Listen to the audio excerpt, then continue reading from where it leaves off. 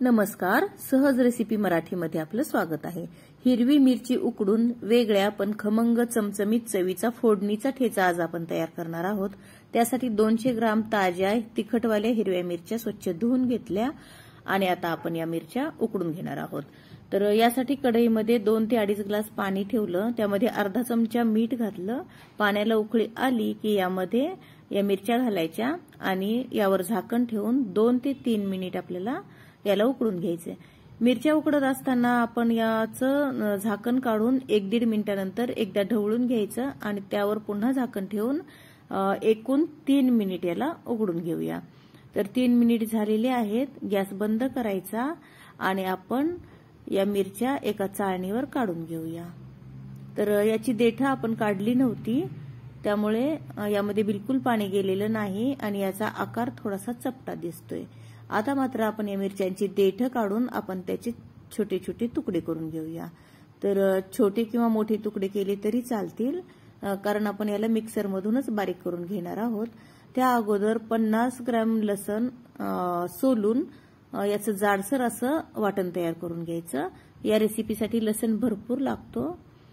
हा लसण काढून घेऊया आणि त्यातच या मिरच्यांची तुकडे घालून याचं सुद्धा वाटण तयार करून घ्यायचं। तर तुम्ही बघू शकता, खूप बारीक किंवा खूप जाडसर नाही, मध्यम असं याचं वाटण तयार झालं। आपण हे वाटण सुद्धा एका वाटीमध्ये काढून घेऊया। तर आता काय करायचंय, मध्यम गॅसवर जाड तळाची कढई ठेवली आणि त्यामध्ये साधारण मोठ्या चमच्याने 3 चमचे तेल घातलं। या रेसिपीला भरपूर तेल असेल तर चालतं। तर तेल गरम झालं की यामध्ये अर्धा चमचा जिरं आणि अर्धा चमचा मोहरी घातली।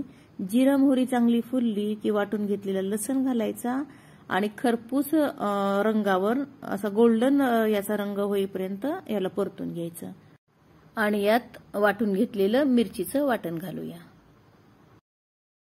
हा ठेचा नेहमीच्या ठेच्यापेक्षा थोडासा वेगळ्या पद्धतीचा आहे आणि वेगळ्या चवीचा आहे। तुम्ही एकदा नक्की करून बघा, तुम्हाला नक्कीच आवडेल। आणि या ठेच्याला थंड करून फ्रीज मध्ये ठेवलं तर 3 ते 4 दिवस आरामात टिकतो। तर 1 मिनिटभर आपण हा ठेचा परतून घेतलेला आहे। यामध्ये एक अर्धा चमचा हळद घालूया आणि अर्धा चमचा आमचूर पावडर घालायची। आमचूर पावडर नसेल तर अर्ध लिंबू जरी यामध्ये पिळलं तरी चालतं। आता हे थोडंसं व्यवस्थित मिक्स करूया आणि आता भाजलेल्या शेंगदाण्याचं कूट अर्धी वाटी जाडसर कूट आपण यामध्ये घालूया आणि चवीपुरतं मीठ। कूट घातल्यामुळे काय होतं, ठेचा चवीला खूप छान लागतो। त्याचबरोबर मिरच्यांचा तिखटपणा सुद्धा कमी होतो आणि आपण हा ठेचा सहज खाऊ शकतो। तर पुन्हा आपण 1 ते 1.5 मिनिट याला परतून घेतलं। आता यावर खूप सारी कोथिंबीर घालायची, गॅस बंद करायचा आणि हा ठेचा व्यवस्थित मिक्स करून घेऊया। भाकरी असू देत, चपाती असू देत किंवा धपाट्यासोबत सुद्धा हा ठेचा चविष्ट लागतो। रेसिपी आवडली तर लाईक करा, शेअर करा आणि आपल्या सहज रेसिपी मराठी या चॅनलला सबस्क्राईब मात्र नक्की करा।